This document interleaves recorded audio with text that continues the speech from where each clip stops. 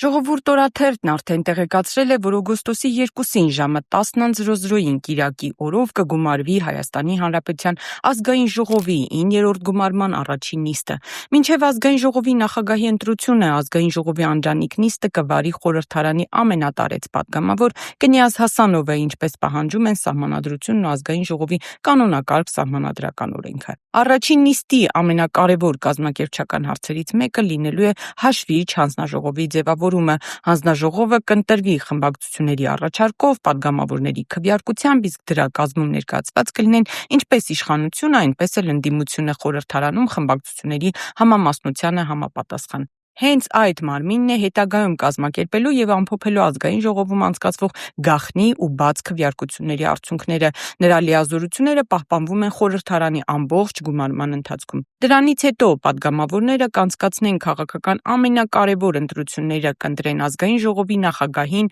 ապա ազգային ժողովի փոխնախագահներին, որոնցից մեկը պետք է լինի ընդդիմադիր պատգամավոր։ Քվեարկությունների արդյունքները կհաշվարկի արդեն ընտրված հաշվիչ հանձնաժողովը։ Օգոստոսի 2-ի նիստում կընտրվեն նաև մշտական հանձնաժողովների նախագահները։ Հանձնաժողովների ղեկավար պաշտոնների բաշխումն իրականացվում է խորհրդարանական ուժերի միջև դոնթի բանաձևով, ինչի արդյունքում յուրաքանչյուր խմբակցություն ստանում է իրեն հասանելիք հանձնաժողովների ղեկավարումը ըստ մանդատների քանակի՝ ՔՊ 9, Ուժեղ Հայաստան 2, Հայաստան խմբակցություն 1 հանձնաժողովների նախագահներ։ Մինչև այդ կառավարությունը խորհրդարան կներկայացնի կառավարության կառուցվածքի փոփոխությունների նախագիծ, ապա այն ևս կարող է ընդգրկվել առաջին նիստի օրակարգում եւ քննարկվել հենց նույն օրը։ Հակառակ դեպքում առաջին նիստի օրակարգը հիմնականում կսահմանափակվի խորհրդարանի ղեկավարների մարմինների ձևավորմամբ։ Միևնույն ժամանակ հանրության մի մասի սպասումների հակառակ օգոստոսի 2-ին վարչապետի ընտրություն կամ կառավարության